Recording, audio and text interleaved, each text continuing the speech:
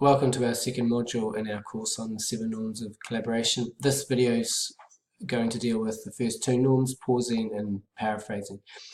Pausing, which we'll deal with first, is, in this context means the time before or after either somebody has or yourself has asked a question or made a comment in a discussion or dialogue.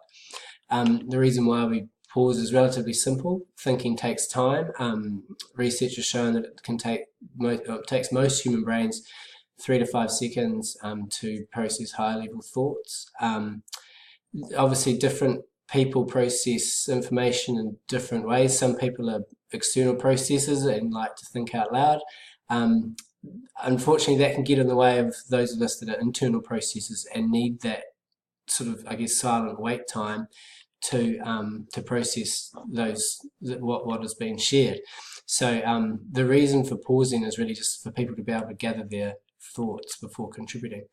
And then by gathering those thoughts, by pausing, it begins a pattern where you'll pause, then paraphrase, and then pose questions. There's 4 types of pauses in collaborative work. First of all, you can pause after asking a question. What that does is it allows that thinking time, and it signals a support for it, that it's okay to take that time. And it also shows that you know that they are thinking and are capable of high level thought. The second type of pause is a pause after group members have responded to something.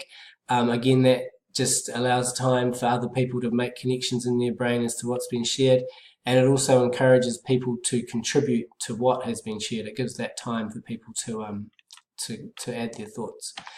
Third type is pausing before what you are going to say, before you say it. One thing that does is it models thoughtfulness. It shows again that that's an expected norm in the group. To basically think before you speak, and it also signals your need to think before you speak. And finally, the collective pause. This can be structured sort of in a formal way or informally. It's just when the whole group sort of stops to take stock of what has been shared, and it allows time for reflection. So once you've paused, then that kicks off the next 7. Next norm, paraphrasing.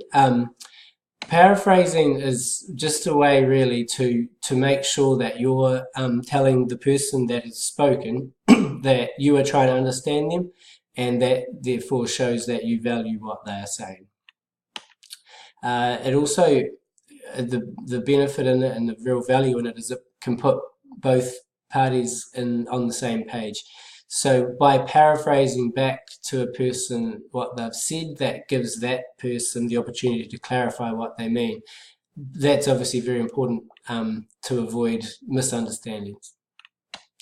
And once you've paraphrased and you've shown that you've really tried to understand, and you have confirmed by paraphrasing that you do understand, that therefore gives you the permission to pose questions. Paraphrasing, there's a little bit of an art to it. The main, value or underpinning technique that we need to remember is to always start with you. So when you're paraphrasing somebody, you start with you think, you're saying, you believe, you're suggesting, you're proposing. So what you're wondering is, so you are thinking that. You're pondering the effects of. So your hunches. Now, the reason why we start with you is that often when you start with I, it signals to the speaker that has shared their ideas that what you're really doing is just giving your interpretation to what's been said, and that's now what we're going to go off. It's not really getting to what the person who shared the idea said. It's changed to what the listener thinks. So just to unpack this a bit further, this is a picture of a baseballer that you may know called Yogi Berra. He had a bit of a knack of saying things that were quite wise, but often in a clumsy way. So what we've got here is we've got a list of things that he has said, and I think what this gives us as an example of being able to paraphrase somebody to make sure that you've got their meaning right. Okay, so the first thing there, it says it was impossible to get a conversation going. Everybody was talking too much. You could paraphrase Yogi possibly with, you mean people were talking over each other and no one was listening. The second one, you've got to be careful if you don't know where you're going because you might not get there. Could be paraphrased to, you are saying that we need to be clearer in our direction. If the people don't want to come out to the ballpark, nobody's going to stop them. You believe that you can't make people go to the games if they don't want to go. No one goes there nowadays, it's too crowded. You mean that people you know don't go there anymore because it's too busy now. You can observe a lot by just watching, so you're suggesting that we would learn if we watched carefully. So there's three types of paraphrasing. What we just did there was paraphrasing to acknowledge and clarify. So what you're doing is it's providing a brief statement in your own words as the listener, just to make sure that that person's got the message, that you've got the message that the person was trying to share. That metaphorically, that's often called mirroring somebody. It gives that person the opportunity to clarify what they thought and make sure that you have the message right. The second type of paraphrasing you would do in order to summarize or organize either somebody's thoughts or the thoughts of the whole group. So what it does is it's a statement that offers themes that might have come through the discussion, or I guess containers for ideas, and that is why metaphorically we use the cardboard box. So if you've got a whole lot of ideas going on, if somebody can paraphrase that and say something along the lines of, so we have two issues here, resources and time. And so that paraphrase then would move the discussion on to talk about those two things. The third one is shifting. The third reason you would paraphrase somebody is to shift the level of abstraction. What that is trying to move the conversation to a higher or lower level of abstraction. The metaphorical image there is an elevator. So an example of